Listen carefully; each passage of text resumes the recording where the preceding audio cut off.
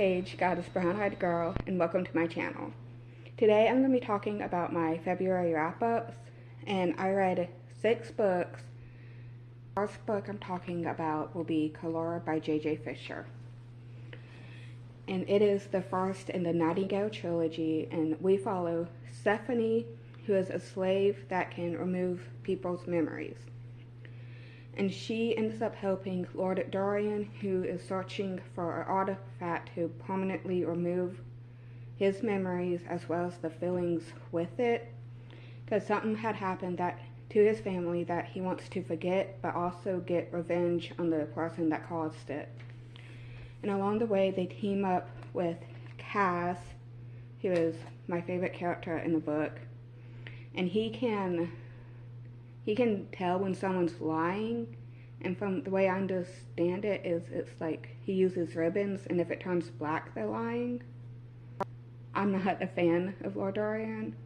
He's okay, but he does have some issues he needs to work through, and in my opinion, he's no better than the Stephanie's master, I guess. Because even though he treats her decently and nice and good, he still manipulates her by withholding information from her and isn't forthcoming with everything. I've heard Celestia and Reese talk about this book a lot. The ending was better than the beginning of the book, in my opinion. And that saved the book and is the reason why I continue. The second book was an audiobook, and it was the Runes of Galar by John Flanagan, and this is part of first in the Ranger's Apprentice series.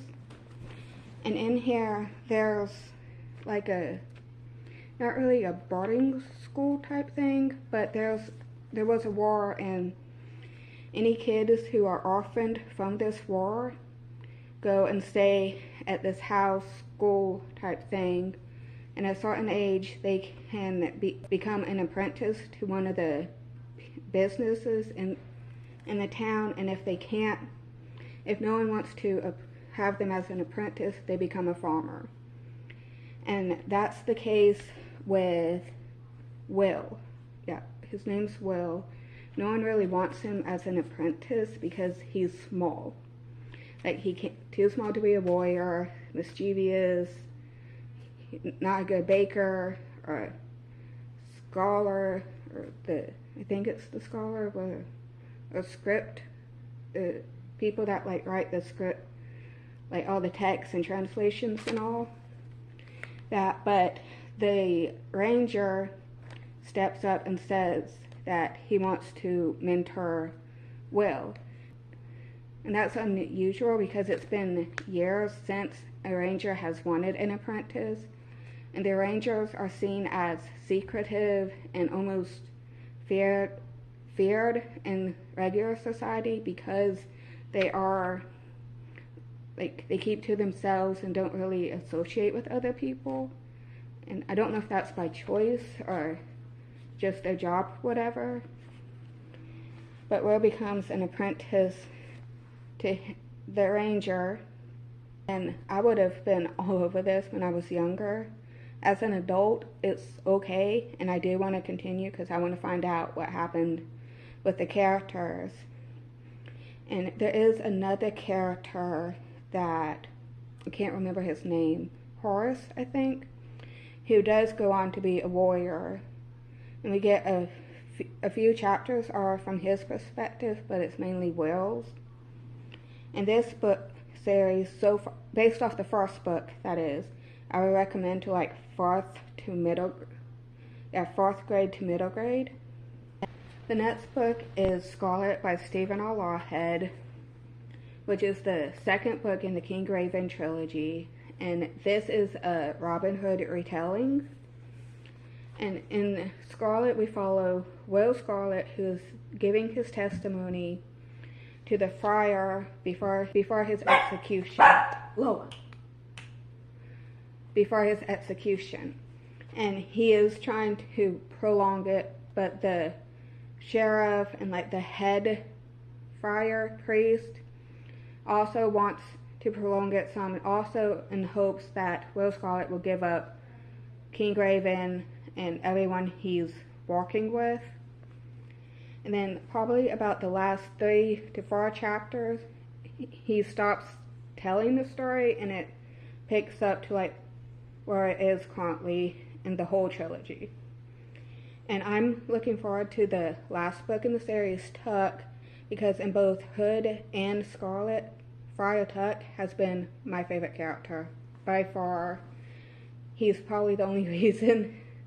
Well, no, Hood was good, so yeah. The next book was Paper Hearts by Courtney Walsh, and this was the book club pick for the Bloom Book and Bible book club, and I also used it for my Drew Barrymore prompt.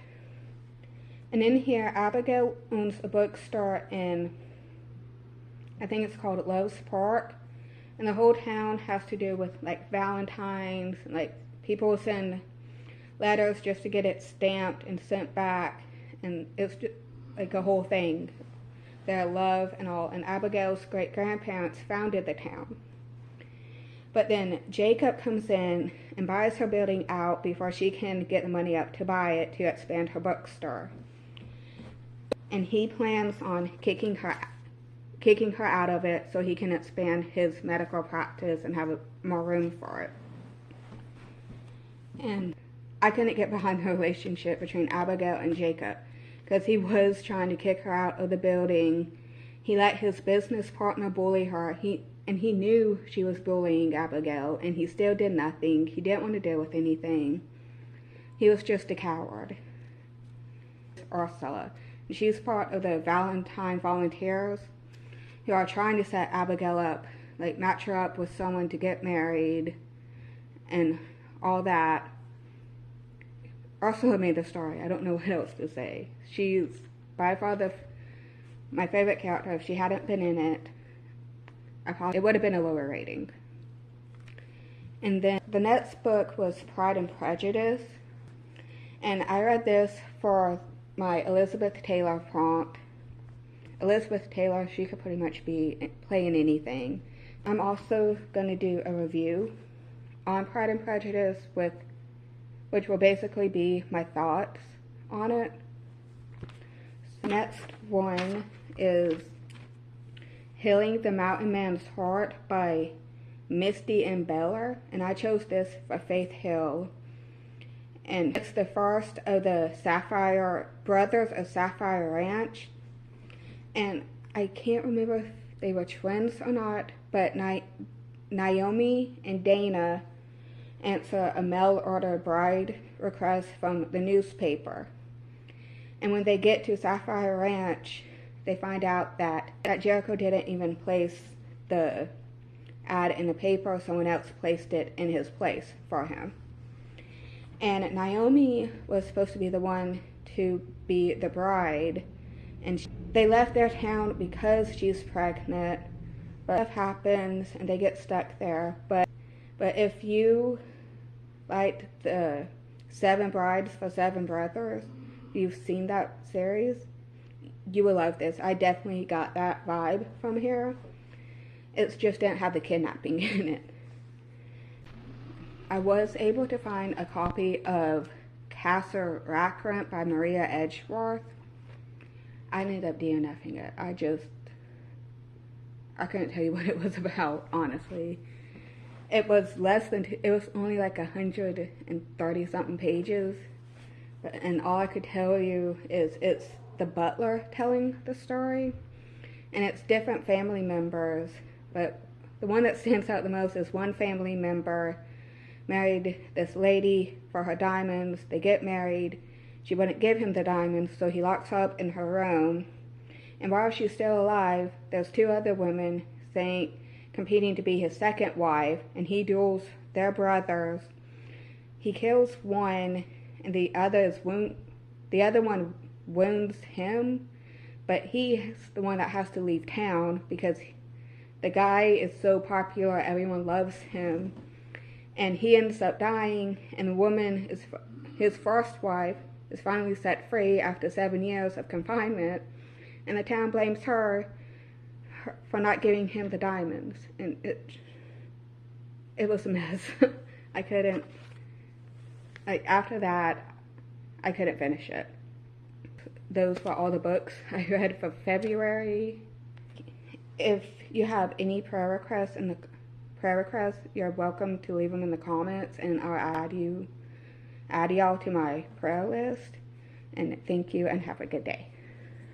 Okay, I just received some book mail that I had ordered from Barnes & Nobles with a couple of gift cards I received for my birthday.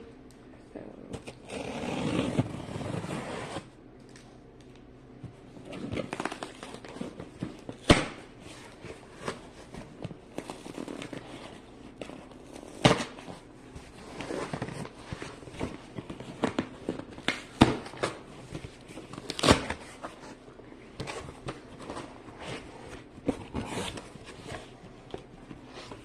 the first one is To Burn All Believe, and this is actually the second one in the series. I read the first one on Kindle, and they wanted to charge me for the second one, so just figured I'd buy it. Then Send Down the Rain by Charles Martin. He is one of my auto-buy authors, and I'm looking to get more of his books. And then